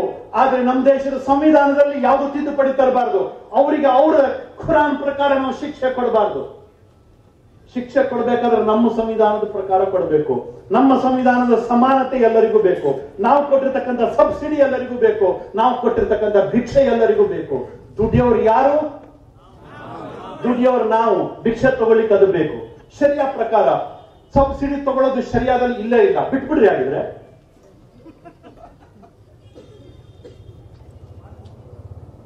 ಸ್ವಾಮಿ ಹೇಳೋದೊಂದು ಮಾಡೋದೊಂದು. ನಮ್ಮ ಆಸ್ಪತ್ರೆಗಳಿಗೆ ಅವರು ಬರಬಾರದು. ಯಾಕಂತಂದ್ರೆ ಅವತ್ತಿನ ದಿವಸ ಯಾರು ಕೂಡ ಯುನಾನಿ ಆಸ್ಪತ್ರೆಗೆ ಹೋಗಬೇಕು. ನಮ್ಮ ಡಾಕ್ಟರ್ಗಳು ಇವತ್ತು ಟ್ರೀಟ್ಮೆಂಟ್ ಕೊಡಬಾರದು. ಶರಿಯಾ ಪ್ರಕಾರ ಅವರಿಗೆ ಗೌರವ ಇದ್ರೆ, ಶರಿಯಾದಲ್ಲಿ ಗೌರವ ಇದ್ರೆ ನಮ್ಮ ಡಾಕ್ಟರ್ ಹತ್ರ ಟ್ರೀಟ್ಮೆಂಟ್ ಬರಬಾರ್ದು. ಕಿಡ್ನಿ ಫೇಲ್ ಆಯ್ತು ಅಂತಂದ್ರೆ ಹೋಗ್ಬೇಕು ಯುನಾನಿಗೆ. ಬೇಕಾ? ಶರಿಯಾ ಬೇಕಾ? ನಾವು ಹಿಂದೂಗಳ ಕಣ್ರಿ, ಪಕ್ಕದಲ್ಲಿ ಕುತ್ಕೊಂಡು ರೊಟ್ಟಿ ತಿನ್ನೋ ಮಂದಿ. ನಾವು ಸಣ್ಣ ಬುದ್ಧಿ ಮಾಡಂಗಿಲ್ಲ, ಬನ್ನಿ ಅಂತ ಹೇಳ್ತೀವಿ. ಆದ್ರೆ ನಮ್ಮ ಉದಾರತೆಗೆ ತಕ್ಕಂತೆ ನೀವು ಬದುಕೋದನ್ನ ಕಲೀರಿ.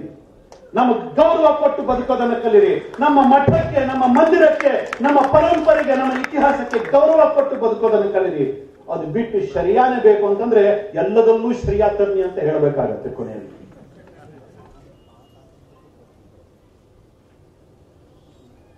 ನಮಗೊಂದು ಕಾನೂನು, ಅವರಿಗೊಂದು ಕಾನೂನು ಮುಂದಿನ ದಿವಸದಲ್ಲಿ ಇರುವುದಿಲ್ಲ ರೀ.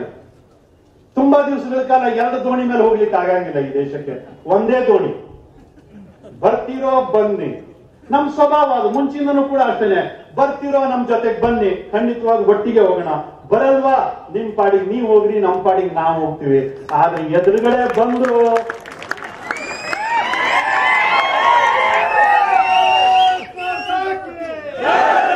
ಮಾರಿ ಜಾತ್ರೆ ಇನ್ನೂ ಶುರುವಾಗಲಿಲ್ಲ, ಶುರುವಾಗಲಿಕ್ಕಿದೆ. ಇನ್ನೂ ಶುರುವಾಗಲಿಕ್ಕಿದೆ. ಅಯೋಧ್ಯೆಯ ರಾಮ ಮಂದಿರ ಇದು ಪ್ರಾರಂಭ ಅಷ್ಟೇನೆ, ಪ್ರಾರಂಭ ಅಷ್ಟೇನೆ. ಇನ್ನು ತುಂಬಾ ಇದೆ. ನಮ್ಮ ಕೇವಲ ಕಾಶಿ ಮತ್ತು ಅಲ್ಲಿ ಅಷ್ಟೇ ಮುಗಿಯೋದಿಲ್ಲ, ಮಥುರಾಕ್ಕಷ್ಟೇ ಮುಗಿಯೋದಿಲ್ಲ. ನಮ್ಮ ಊರಿನ ಅಕ್ಕಪಕ್ಕದಲ್ಲಿರ್ತಕ್ಕಂಥ ದ್ಯಾಮವ್ವ, ಭರಮವ್ವ, ಚೌಡವ್ವ, ಎಲ್ಲ ಜಟ್ಟಿಗ, ಚೌಡಿ ಎಲ್ಲರೂ ಕೂಡ ಎದ್ದು ಕೂತ್ಕೊಂತಾರೆ. ನೋಡ್ತಾ ಇರಿ.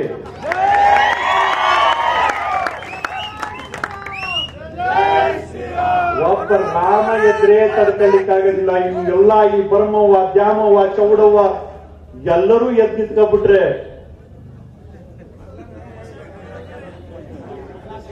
ಮುಂದಿಂದ ನೀವೇ ಹೇಳಿ.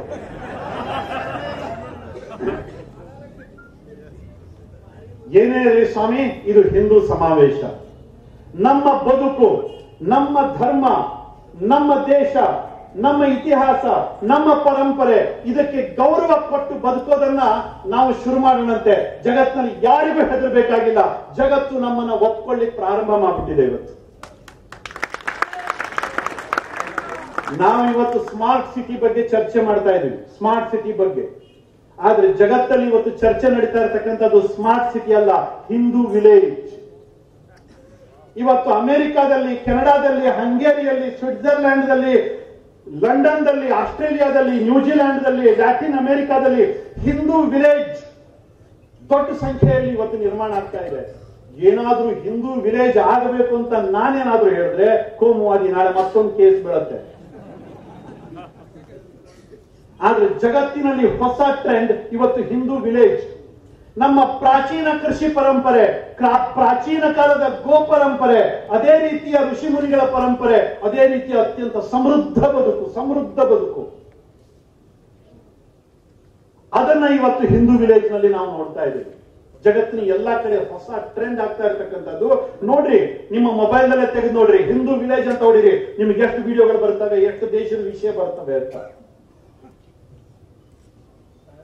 ಜಗತ್ತು ನಮ್ಮನ್ನು ಒಪ್ಕೊಳ್ತಾ ಇದೆ ಕಣ್ರಿ. ಆದ್ರೆ ನಮ್ಮದೇ ದೇಶದ ಇನ್ನೂ ಕೂಡ ಬ್ರಿಟಿಷರಿಗೆ ಅವತ್ತೇ ಬಿಟ್ಟು ಹೋದ್ರು, ಆದ್ರೆ ಆ ಬ್ರಿಟಿಷರ ಗುಲಾಮಿತನ ಇನ್ನೂ ನಮ್ಮ ದೇಶ ಬಿಟ್ಟು ಹೋಗಲಿಲ್ಲ. ಈ ರೀತಿ ಬ್ರಿಟಿಷರ ಗುಲಾಮರು ಇವತ್ತು ಕೂಡ ನಮ್ಮ ದೇಶದಲ್ಲಿ ನಮ್ಮ ತಲೆ ಹಾಳು ಮಾಡ್ತಾ ಇದ್ದಾರೆ, ನಮ್ಮ ಬದುಕಿಗೆ ಬೆಂಕಿ ಹಚ್ತಾ ಇದ್ದಾರೆ. ಇದು ಹೋಗಬೇಕು ಅಂತ ಅಂದ್ರೆ ನಮ್ಮ ಸಮಾಜ ಜಾಗೃತಿ ಆಗಬೇಕು, ನಮ್ಮ ಹಿಂದೂ ಸಮಾಜ ಜಾಗೃತಿ ಆಗಬೇಕು. ನಾವು ಒಟ್ಟಾಗಬೇಕು, ನಾವು ಒಂದಾಗಬೇಕು. ಈ ತಾಯಿ ಭಾರತಿ ಮತ್ತೊಮ್ಮೆ ಜಗತ್ತಿನ ಮಹಾಮಾತೆಯಾಗಿ ಮೆರಿಬೇಕು. ಒಂದೇ ಮಾತರಂ ಹಳ್ಳಿಗಳಲ್ಲಿ, ಪ್ರತಿಯೊಂದು ಮನೆಗಳಲ್ಲಿ, ಮನೆಗಳಲ್ಲಿ ಮಾರ್ದನಿಗೊಳ್ಳಬೇಕು ಒಂದೇ ಮಾತರಂ. ಆ ತಾಯಿ ನಮ್ಮನ್ನ ಸಲಹತಕ್ಕಂತಹ ತಾಯಿನೂ ಹೌದು. ಆದ್ರೆ ಸಂದರ್ಭ ಬಂದ್ರೆ ತ್ವಂ ಹಿ ದುರ್ಗಾ ದಶ ಪ್ರಹರಣ ಧಾರಿಣಿ, ಇದನ್ನು ಕೂಡ ಹೇಳ್ತಕ್ಕಂತಹ ಧಾರ್ಷ್ಟ್ಯ ಆ ತಾಯಿಗೆ ಬರಬೇಕು. ಮಕ್ಕಳು ಧೈರ್ಯವಾಗಿದ್ರೆ ಮಾತ್ರ ತಾಯಿಗೂ ಧೈರ್ಯ ಬರುತ್ತೆ. ಮಕ್ಕಳು ಗಟ್ಟಿಯಾಗಿ ನಿಂತ್ರೆ ಮಾತ್ರ ತಾಯಿ ಮ್ಯಾಲ್ಗಡೆ ಕುತ್ಕೊಂತಾಳೆ. ಮಕ್ಕಳೇ ಎಲ್ಲೋ ಮರ್ತು ಹೋದ್ರೆ, ನಮ್ಮ ಗುರುತು ನಮ್ಗಿಲ್ದೇ ಇದ್ರೆ, ಇಷ್ಟೆಲ್ಲಾ ದೊಡ್ಡ ಸಮಾವೇಶ ಮಾಡ್ತೀವಿ, ಎಲ್ಲದನ್ನೂ ಮಾಡ್ತೀವಿ, ಆದ್ರೆ ವೈಯಕ್ತಿಕ ಬದುಕಿನಲ್ಲಿ ನಮ್ಮ ನೆನಪೇ ನಮಗಿಲ್ದೇ ಇದ್ರೆ, ಎಲ್ಲದೂ ಇದೆ ಕಣ್ರಿ. ನಮಗೆ ಸಾವಿರಾರು ವರ್ಷದ ಇತಿಹಾಸ ಇದೆ, ಬದುಕಿದೆ, ಪರಂಪರೆ ಇದೆ, ಎಲ್ಲದೂ ಇದೆ. ಆದ್ರೆ ಎಲ್ಲೋ ವರ್ಷಕ್ಕೊಂದ್ಸರಿ ಮಾತ್ರ ನಮ್ ನೆನಪಾಗತ್ತೆ, ಬಾಕಿ ದಿವಸ ನಾವು ಮಲಗಿ ನಿದ್ರೆ ಮಾಡಿರ್ತೀವಿ. ದೈವ ಸಾಸಿರ ನೂರು ಸಾಗರ ದೈವ, ನೂರು ಸಾಗರ ನೂರು ಮಂದಿರ ದೈವ ಸಾಸಿರವಿದ್ದರೆ, ನಮ್ಮಲ್ಲಿ ಸಾಗರ ಇದೆ, ಸಾವಿರಾರು ದೇವಸ್ಥಾನಗಳಿದೆ, ಗುಡಿ ಗೋಪುರಗಳಿದೆ, ಎಲ್ಲದೂ ಇದೆ. 100 ಸಾಗರ ದೈವ ಸಾಸಿರ ಇದೆಲ್ಲದೂ ಇದ್ರೆ, ಗಂಗೆ ಇದ್ದರೆ, ತುಂಗೆ ಇದ್ದರೆ, ವರ ಹಿಮಾಲಯವಿದ್ದರೆ, ಧರ್ಮವಿದ್ದರೆ, ಶಾಸ್ತ್ರವಿದ್ದರೆ, ಸ್ಮೃತಿ ಪುರಾಣಗಳಿದ್ದರೆ, ಏನು ಸಾರ್ಥಕ ಮನೆಯ ಮಕ್ಕಳೇ ಮಲಗಿ ನಿದ್ರಿಸುತ್ತಿದ್ದರೆ. ಬಂಧುಗಳೇ, ಕೇವಲ ಕಾರ್ಯಕ್ರಮಕ್ಕೆ ಮೀಸಲಾಗಿರಬಾರದು ನಮ್ಮ ಹಿಂದುತ್ವ. ಕೇವಲ ಕಾರ್ಯಕ್ರಮದಲ್ಲಿ ಕೇಳತಕ್ಕಂಥ ಭಾಷಣ ನಮ್ಮದಾಗಿರಬಾರದು ಹಿಂದುತ್ವ. ನಮ್ಮ ಬದುಕು ಹಿಂದುತ್ವ ಆಗಿರಬೇಕು, ಬದುಕು ಹಿಂದುತ್ವ ಆಗಿರಬೇಕು. ಪ್ರತಿಯೊಂದು ಹೆಜ್ಜೆಯ ಗುರುತು ಹಿಂದುತ್ವದ ಗುರುತಾಗಿರಬೇಕು, ನುಡಿ ಹಿಂದುತ್ವದ ಗುರುತಾಗಿರಬೇಕು, ನನ್ನ ಭಾಷೆ ಹಿಂದುತ್ವದ ಗುರುತಾಗಿರಬೇಕು. ಮನೆಯ ಒಳಗೆ, ಮನೆಯ ಹೊರಗಡೆ ನನ್ನ ನಡೆ ಮತ್ತು ನುಡಿ ಅದು ಹಿಂದುತ್ವ ಆಗಿರಬೇಕು. ಆಗ ಮಾತ್ರ ಹಿಂದೂ ಸಮಾಜಕ್ಕೆ ನಾವು ಗೌರವ ಕೊಟ್ಟಾಗುತ್ತೆ. ಭಾಷಣ ಕೇಳಿ ಚಪ್ಪಾಳೆ ತಟ್ಟೋದ್ರಲ್ಲಿ ಧನ್ಯತೆ ಇರೋದಿಲ್ಲ, ಬದಲಾಗಿ ನನ್ನ ಬದುಕಿನಲ್ಲಿ ಆ ಒಂದು ವಿಶೇಷವಾಗಿರ್ತಕ್ಕಂಥ ಅಸ್ಮಿತೆ ನನ್ನೊಳಗಡೆ ಮೂಡಿ ಬಂದಾಗ ಖಂಡಿತವಾಗಿ ಅದು ಹಿಂದೂ ಸಮಾಜಕ್ಕೆ ನಾವು ಗೌರವ ಕೊಟ್ಟ ಹಾಗಾಗತ್ತೆ. ಹಿಂದೂ ಸಮಾಜದ ಈ ಒಂದು ಕಾರ್ಯಕ್ರಮದ ಮುಖಾಂತರ ಅದನ್ನ ನಾವು ಪ್ರಾರಂಭ ಮಾಡೋಣ ಅಂತಕ್ಕಂಥ ಮಾತನ್ನ ಹೇಳ್ತಾ, ಸಮಯ ತುಂಬಾ ಜಾಸ್ತಿ ಆಗುತ್ತಿದೆ. ನಾನು 7 ಗಂಟೆ ಒಳಗಡೆ ಹೊರಡಬೇಕಿತ್ತು, ಈಗಲೇ ತುಂಬಾ ಸಮಯ ಆಯ್ತು, ಕ್ಷಮಿಸಬೇಕು. ಸ್ವಾಮೀಜಿಗಳು ಕುತ್ಕೊಂಡಿದ್ದಾರೆ, ಅವರಿಗೂ ಕೂಡ ನಾನು ಕಾಲ್ಮೊಟ್ಟು ಕ್ಷಮೆ ಕೇಳ್ತೀನಿ. ದಯವಿಟ್ಟು ಮುಂದೆ ಹೋಗ್ಲಿಕ್ಕೆ ನನ್ಗೆ ಅನುವು ಮಾಡಿಕೊಡ್ಬೇಕು ಮತ್ತು ಮುಂದಿನ ಕಾರ್ಯಕ್ರಮವನ್ನ ತಾವೆಲ್ಲರೂ ಕೂಡ ನಡೆಸ್ಕೊಡ್ಬೇಕು ಅಂತಕ್ಕಂಥ ಒಂದು ವಿನಂತಿಯನ್ನು ಮಾಡಿಕೊಂಡು ಎಲ್ಲರಿಗೂ ಕೂಡ ವಂದಿಸಿ ನನ್ನ ಮಾತನ್ನು ಮುಗಿಸ್ತೀನಿ. ಜೈ ಶ್ರೀರಾಮ್, ಜೈ ಶ್ರೀರಾಮ್, ಜೈ ಶ್ರೀರಾಮ್. ಮುಂದಿನ तैयारी हर हर हर हर हर हर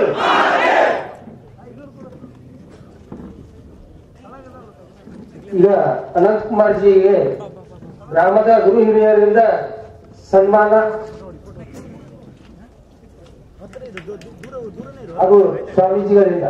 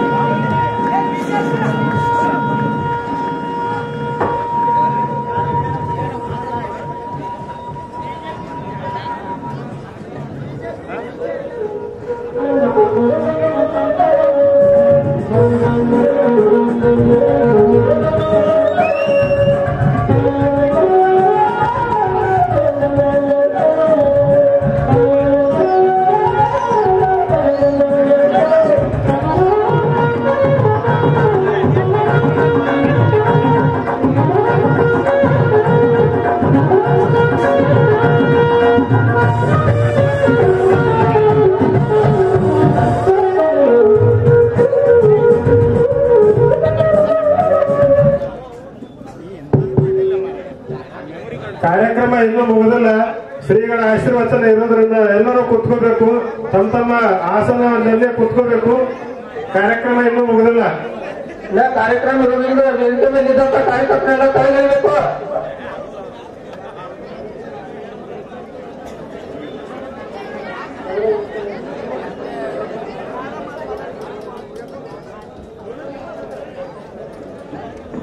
ದಯಮಾಡಿ ಎಲ್ಲರೂ ತಮ್ಮ ತಮ್ಮ ಆಸನಗಳನ್ನು ಗ್ರಹಣ ಮಾಡಬೇಕು. ಕಾರ್ಯಕ್ರಮ ಇನ್ನೂ ಮುಗಿದಿಲ್ಲ.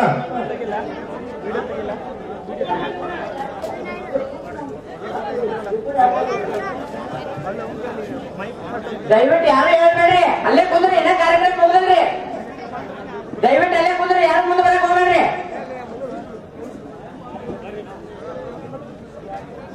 ಯಾವ ಬೇಕಲ್ಲಿ